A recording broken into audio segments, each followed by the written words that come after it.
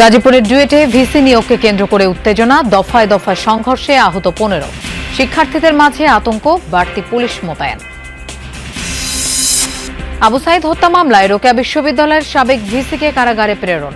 উস্কানি, প্ররোচনা, দায়িত্বে অবহেলার দায়ে 10 বছরের দণ্ডপ্রাপ্ত তিনি।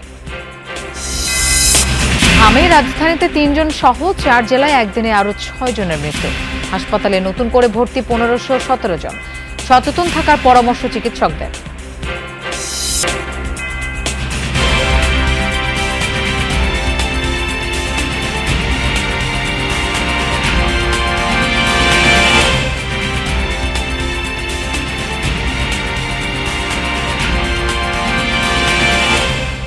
শুভেচ্ছা, আমন্ত্রণ যমুনা নিউজে আপনাদের সঙ্গে থাকছি আমি মৌসুমী আহমেদ লোপা। এতক্ষণ শিরোনাম দেখছিলেন।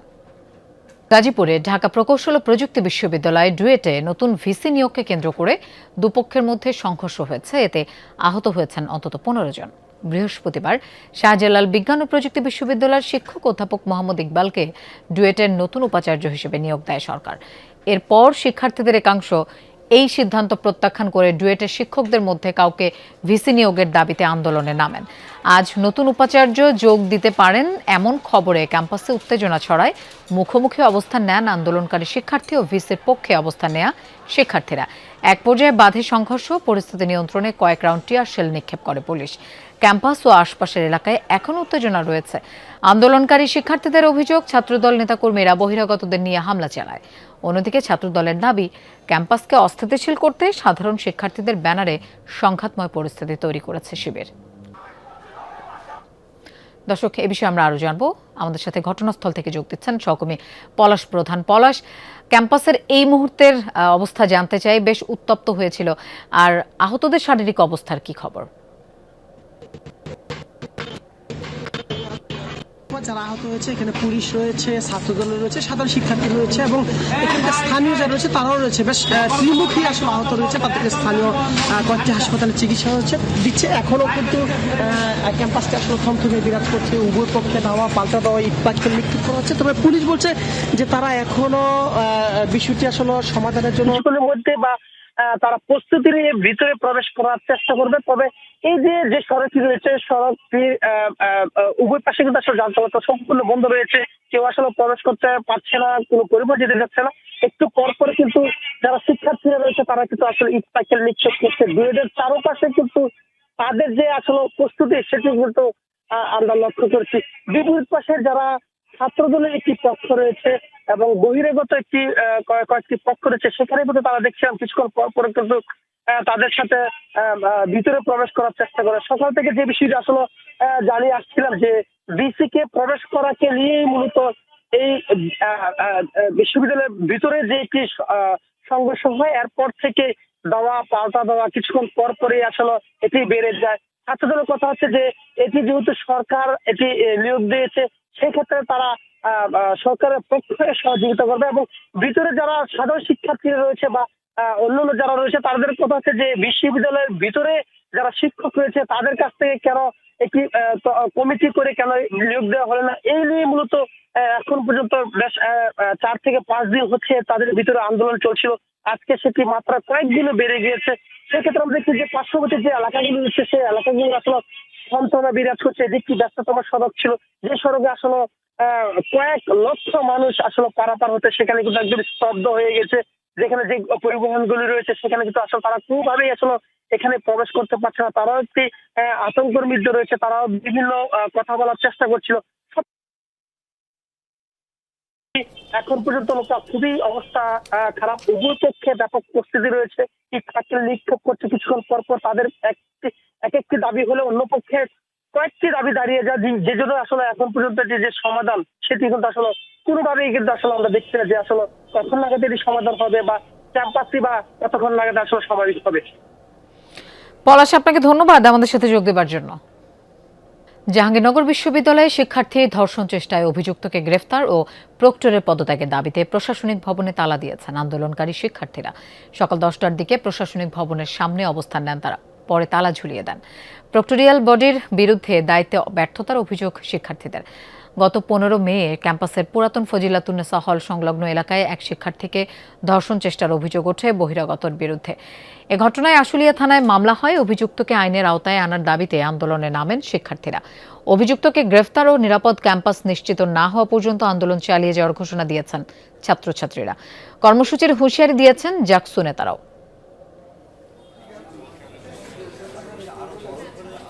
এই 7 দিন কর্মসূচি যে উনি আমাদেরকে দেখাইছে, এই 7 দিনটা তো আসলে 1.5 মাস। সো সেই 1.5 মাস যদি একটা স্টুডেন্টকে ভুগতে হয় এত বড় একটা ইনসিডেন্টের পর, সেই দায় আসলে কার? প্রশাসন কেন প্রথম দিন সিসিটিভি ফুটেজটা দেয় নাই, যেটা 3 দিন পরে বের হয়েছে? এই ক্যাম্পাসে এখন আমরা অনিরাপদ বোধ করি।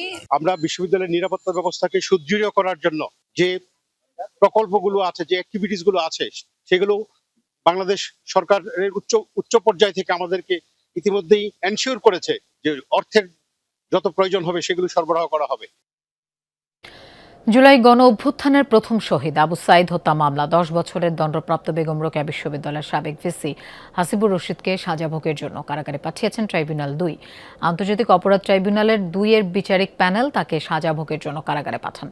এর আগে মোহাম্মদপুর থানা থেকে তাকে ট্রাইব্যুনালে হাজির করা হয়। গতকাল সন্ধ্যায় ঢাকার সলিমুল্লাহ রোডের একটি বাসা থেকে গ্রেফতার করা হয়। গত 9 এপ্রিল আবু সাইদ হত্যা মামলায় তাকে 10 বছরের কারাদণ্ড দেন ট্রাইব্যুনাল। তার বিরুদ্ধে আবু সাইদ হত্যায় উস্কানি, প্ররোচনা, সহযোগিতা ও দায়িত্ব অবহেলার অভিযোগ রয়েছে। ট্রাইব্যুনালে বিচার চলাকালে তিনি শুরু থেকেই পলাতক ছিলেন। সে কারণে তার পক্ষে আইনি লড়াই করেন রাষ্ট্রনিযুক্ত আইনজীবী।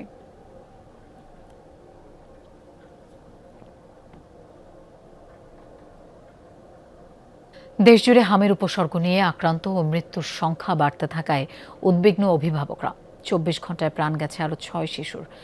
এর মধ্যে রাজধানীতে 3 জন সহ সিলেট, বরিশাল ও ময়মনসিংহে মিলেছে মৃত্যুর খবর। এখন পর্যন্ত সিলেটে হাম ও উপসর্গ নিয়ে প্রাণহানির সংখ্যা দাঁড়ালো 35 জনে।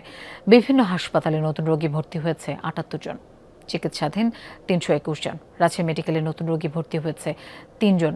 এই জেলায় হামের প্রকোপ কিছুটা কমতে থাকায় স্বস্তিতে অভিভাবকরা। এদিকে খুলনা, রংপুর ও চট্টগ্রাম বিভাগে বাড়ছে হাম আক্রান্তের সংখ্যা। স্বাস্থ্য অধিদপ্তরের তথ্য অনুযায়ী হাম ও উপসর্গ নিয়ে নতুন রোগী ভর্তি হয়েছে 1517 জন। কিছু কিছু স্থানে হাসপাতালের আইসোলেশন ওয়ার্ডে শয্যার সংকট থাকায় মেঝেতে রেখে চিকিৎসা দেওয়া হচ্ছে রোগীদের। এতে বাড়ছে সংক্রমণ ঝুঁকি। শিশুদের জীবন বাঁচাতে সচেতনতা বাড়ানোর পরামর্শ চিকিৎসকদের।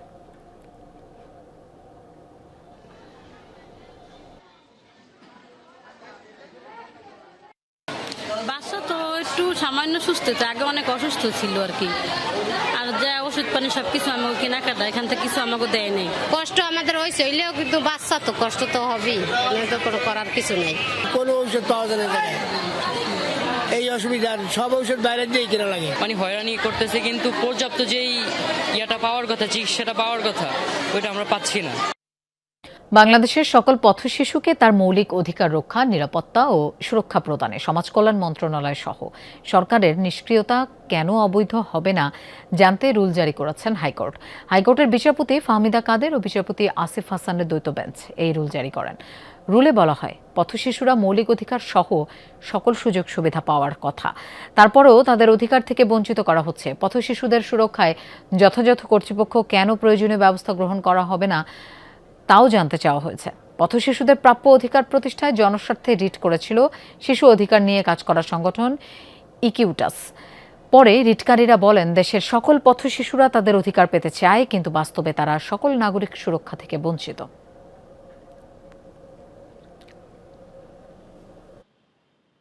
একটি রুল জারি করেন যে কর্তৃপক্ষের নিষ্ক্রিয়তা এবং খামখেয়ালিপনাকে কেন অবৈধ ঘোষণা করা হবে না।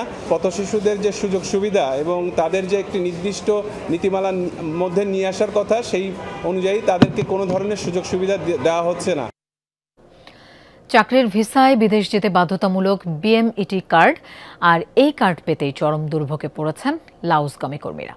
সকালে রাজধানীর কাকরাইলে জনশক্তি কর্মসংস্থান ও প্রশিক্ষণ ব্যুরো বিএমইটি অফিসের সামনে অবস্থান নিয়ে ভুক্তভোগীরা জানান, ভিসা সম্পন্ন হলেও কার্ড না পাওয়ায় বিদেশ যেতে পারছেন না তারা। অনেকের ভিসার মেয়াদও শেষ হওয়ার পথে। ভুক্তভোগীদের অভিযোগ, ধার দেনা করে ভিসার জন্য টাকা দিলেও বিএমইটি কার্ড জটিলতায় অনিশ্চয়তায় পড়েছে তাদের বিদেশ যাত্রা। দ্রুত কার্ড ইস্যু করতে সংশ্লিষ্ট কর্তৃপক্ষের হস্তক্ষেপ দাবি করেছেন তারা।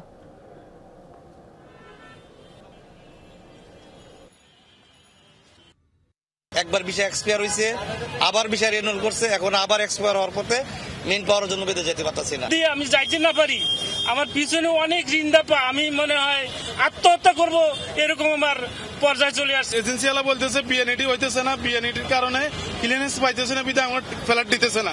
আমার বিষয়টা এখন ম্যাচ শেষ হয়ে যাইতেছে। এই গরিব মানুষগুলোকে আসলে এইভাবে অপদস্থ করা আমাদেরও ঠিক হচ্ছে না, ওদেরকেও তো আমাদেরও লস হচ্ছে। এলপিজি ব্যবহারের নিরাপত্তা নিশ্চিত করতে কাজ করছে সরকার। বিভিন্ন উদ্যোগের পাশাপাশি ঘন ঘন দুর্ঘটনা প্রতিরোধে সচেতনতা বৃদ্ধির উপর গুরুত্ব দেওয়া হচ্ছে বলে জানিয়েছেন বিইআরসি চেয়ারম্যান জালাল আহমেদ। সকালে এলপিজি খাতে সেফটি ও সিকিউরিটি বিষয়ে সংশ্লিষ্ট বিভিন্ন স্টেক হোল্ডারদের অংশগ্রহণে আয়োজিত এক আলোচনা সভায় তিনি কথা বলেন। এ সময় বক্তারা বলেন, শুধু সেফটি ও সিকিউরিটি নিশ্চিত করলেই হবে না, জ্বালানি নিরাপত্তা নিশ্চিতে প্রয়োজন দীর্ঘমেয়াদী ও সমন্বিত উদ্যোগ। বক্তাদের মতে, অসচেতনতা এবং নিরাপত্তা বিধি যথাযথভাবে অনুসরণ না করায় বাসাবাড়িতে প্রায়ই ঘটছে দুর্ঘটনা। এই ধরনের ঝুঁকি কমাতে সচেতনতামূলক কার্যক্রম আরও জোরদারের উপর গুরুত্বারোপ করা হয়। একই সঙ্গে অটোগ্যাস স্টেশনের লাইসেন্স প্রক্রিয়া আরও সহজ ও কার্যকর করার আহ্বান জানান এলপিজি অটোগ্যাস স্টেশন ওনার্স অ্যাসোসিয়েশনের নেতারা।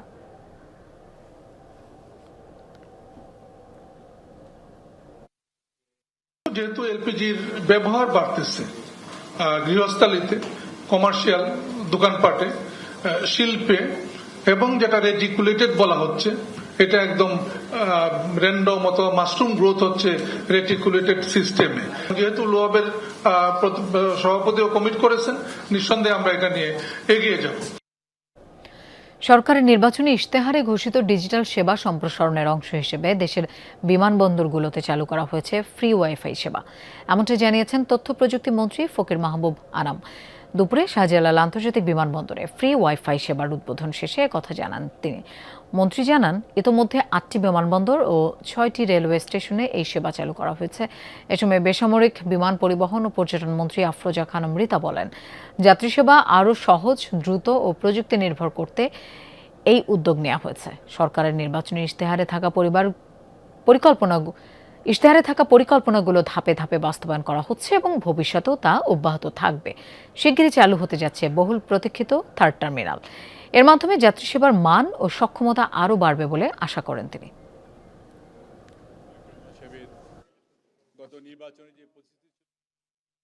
ইতিমধ্যে আমরা 8টা এয়ারপোর্ট, 6টা রেলওয়ে স্টেশন এবং 4টি ট্রেনগুলিতে আমরা ফ্রি ওয়াইফাই চালু করে দিয়েছি।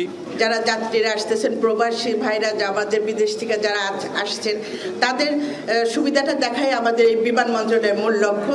আমরা সেইভাবেই কাজ করে যাচ্ছি। অনুষ্ঠিত হলো সাবেক স্বাস্থ্য প্রতিমন্ত্রী মিজানুর রহমান সিনহার প্রথম জানাজা। সংসদ ভবনের দক্ষিণ প্লাজায় অংশ নেন প্রধানমন্ত্রী Tarek Rahman, speaker, deputy speaker সহ সংসদ সদস্যরা। এ সময় দেশের রাজনীতি ও অর্থনীতিতে মিজানুর রহমান সিনহার অবদান স্মরণ করেন তারা। 16 মে রাতে সিঙ্গাপুরে চিকিৎসাধীন অবস্থায় মৃত্যুবরণ করেন দ্য অ্যাকমি ল্যাবরেটরিজের ব্যবস্থাপনা পরিচালক, সাবেক স্বাস্থ্য প্রতিমন্ত্রী, বিএনপির সাবেক কোষাধ্যক্ষ এবং মুন্সিগঞ্জ জেলা বিএনপির আহ্বায়ক মিজানুর রহমান সিনহা। 1996 ও 2001 সালের নির্বাচনে মুন্সিগঞ্জ 2 আসন থেকে সংসদ সদস্য নির্বাচিত হন প্রবীণ এই রাজনীতিক। তাই মরদেহ দেশে ফেরানোর পর প্রিয় সংসদ ভবন প্রাঙ্গণে নেওয়া হয়। রোববার বেলা 11:30টায় মিজানুর রহমান সিনহার প্রথম নামাজে জানাজা অনুষ্ঠিত হয় সংসদের দক্ষিণ প্লাজায়, যেখানে যোগ দেন প্রধানমন্ত্রী Tarek Rahman. Speaker, deputy speaker, মন্ত্রিপরিষদ সদস্য ও সংসদ সদস্যরা জানান শেষ বিদায়। আসসালামু আলাইকুম ওয়া রাহমাতুল্লাহ। জানাজা শেষে প্রধানমন্ত্রী তারেক রহমান, স্পিকার হাফিজউদ্দিন আহমদ, বিএনপির পক্ষ থেকে দলের মহাসচিব ও স্থানীয় সরকার মন্ত্রী মির্জা ফখরুল ইসলাম আলমগীর, ডেপুটি স্পিকার কায়সার কামাল ও চিফ হুইপ নুরুল ইসলাম মনি মরদেহে পুষ্পস্তবক অর্পণ করেন। পিতার মৃত্যুর পর 1975 সালে তিনি অ্যাকমি গ্রুপে যোগদান করেন এবং 1983 সালে থেকে প্রতিষ্ঠানটির ব্যবস্থাপনা পরিচালকের দায়িত্ব পালন করেন। জানাজার পূর্বে সংক্ষিপ্ত বক্তব্যে মিজানুর রহমান সিনহার কর্মময় জীবন স্মরণ করেন তার রাজনৈতিক সতীর্থরা। অর্থনীতিতে এবং রাজনীতিতে প্রচুর অবদান রেখেছেন। তার মৃত্যুতে নিঃসন্দেহে আমরা একজন জনহিতৈষী, সৎ রাজনীতিককে হারালাম, একই সঙ্গে দেশের একজন অত্যন্ত উঁচু দরের শিল্পপতিকেও হারালাম। অমায়িক বন্ধুবৎসল একজন দিলখোলা মানুষকে আমরা হারালাম। তিনি শিল্পক্ষেত্রেও অনেক কৃতিত্বের স্বাক্ষর রেখেছেন, সাথে সাথে জাতীয় সংসদে এবং তার রাজনৈতিক জীবনেও সকলের কাছে প্রিয়ভাজন হয়েছিলেন। যতদিনই দলে ছিলেন ততদিন দলের উন্নয়নের জন্য, দেশের উন্নয়নের জন্য, মানুষের কল্যাণের জন্য তিনি ব্রতী ছিলেন এবং বিএনপি আদর্শে লালিত হয়ে তিনি বাংলাদেশের তার যত জায়গা ছিল সকল জায়গায় বিএনপি আদর্শ প্রতিষ্ঠিত করার জন্য তিনি আপ্রাণ চেষ্টা করেছেন। 83 বছর বয়সী মিজানুর রহমান সিনহা 1990 সালে যোগ দেন বিএনপির রাজনীতিতে। দেশের ওষুধ শিল্পে গুরুত্বপূর্ণ অবদান রাখা এই উদ্যোক্তার মৃত্যুতে শোক জানান উপস্থিত সকলে। ওনাকে যে আপনারা চিনেছেন, ওনাকে যে আপনারা বুঝেছেন, এর জন্য আমরা ফ্যামিলির তরফ থেকে, একমির তরফ থেকে সবাই কৃতজ্ঞ। সাইফুদ্দিন রবিন, যমুনা নিউজ, ঢাকা। হামিদ টিকাকে রাষ্ট্রীয় ব্যবস্থা থেকে বেসরকারি খাতে দেওয়ার সঙ্গে জড়িত থাকার অভিযোগে তদন্ত কমিটি গঠন ও ডক্টর মোহাম্মদ ইউনূস সহ সাবেক উপদেষ্টা পরিষদের সব সদস্যদের বিরুদ্ধে দেশত্যাগে নিষেধাজ্ঞা জারির নির্দেশনা চেয়ে রিট দায়ের করা হয়েছে হাইকোর্টে। রোববার হাইকোর্টের সংশ্লিষ্ট শাখায় সুপ্রিম কোর্টের আইনজীবী ব্যারিস্টার এম আশরাফুল ইসলাম এই রিট আবেদন দায়ের করেন। এদিকে অন্তর্বর্তী সরকারের সব সিদ্ধান্তের বৈধতা খতিয়ে দেখতে হাইকোর্টে রিট করেন সিনিয়র আইনজীবী মোহসিন রশিদ। তদন্ত কমিশন গঠনের নির্দেশনা চেয়ে করা এই রিটের বিষয়ে বৃহস্পতিবার আদেশের দিন ঠিক করেন হাইকোর্ট। গ্রাহকের আয়ের সাথে সামঞ্জস্য রেখে আগামীতে বিদ্যুতের দাম নির্ধারণ করা হবে, এ বিষয়ে উদ্যোগ নেবে বিইআরসি। সিপিডি আয়োজিত প্রাক বাজেট আলোচনায় এমন তথ্য জানান প্রধানমন্ত্রীর অর্থ উপদেষ্টা অধ্যাপক রাশেদ আল মাহমুদ তিতুমির। আয়ের সাথে সামঞ্জস্য রেখে আমাদের দাম কাঠামো তৈরি করা হবে, কিন্তু ভুলে গেলে চলবে না যে এইখানে একটা রেগুলেটরি কমিশন আছে, তাদের কিন্তু সরকারের তরফ থেকে ভোক্তার আয়ের সাথে সামঞ্জস্য বিধান করে আমরা দাম কাঠামো তৈরি করব। কোরবানির ঈদ সামনে রেখে জমে উঠেছে মেহেরপুরের পশুহাট। গরু আমদানি হলেও ক্রেতা উপস্থিতি কিছুটা কম। গেলবারের তুলনায় এবার পশুর দাম বাড়তি বলছেন ক্রেতারা। কাঙ্ক্ষিত দাম না পেলে লোকসানের আশঙ্কা করছেন খামারি ও ব্যবসায়ীরা।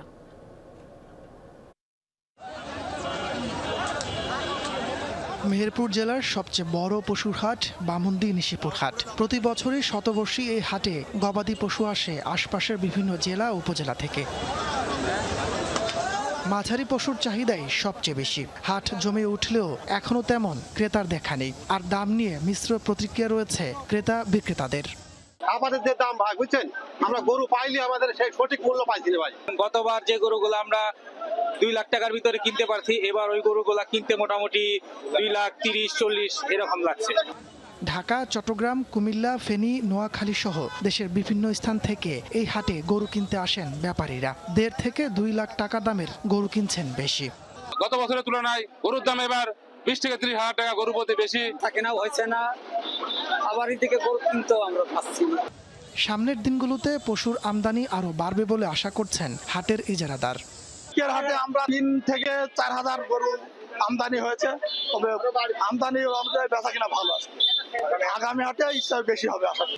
পশুর স্বাস্থ্য পরীক্ষায় হাটে বসেছে মেডিকেল টিম। পাশাপাশি বাজারজাতকরণে ব্যবসায়ী ও খামারিদের সার্বক্ষণিক পরামর্শ দেওয়া হচ্ছে বলেও জানান কর্মকর্তারা। গরু যদি হঠাৎ করে গাড়ি থেকে নামা থেকে ব্যথা পায় বা কোনো অসুস্থ গরু খেয়ে নিয়ে আসে, তাৎক্ষণিকভাবে যদি কোনো চিকিৎসার প্রয়োজন হয়, সেক্ষেত্রে আমরা চিকিৎসার ব্যবস্থা করে থাকি। হাট ব্যবস্থাপনা কমিটিতে যারা আছে তাদেরকে আমরা মোটিভেট করেছি যে কোনো গরু যেন অত্যন্ত গরমে যেন সমস্যা না হয়, এই জন্য রাতের বেলা ভোরে যেন গরুগুলো মুভ করা হয়। এছাড়া যে কোনো সমস্যা হলে আমাদের টিম সার্বক্ষণিকভাবে কাজ করে যাচ্ছে। জেলায় কুরবানির জন্য প্রস্তুত রয়েছে প্রায় 1,70,000 পশু। জেলার চাহিদা রয়েছে 90,000। উদ্বৃত্ত থাকবে প্রায় 80,000 পশু। তাপস সরকার, যমুনা নিউজ। দর্শক, এই ছিল যমুনা নিউজ।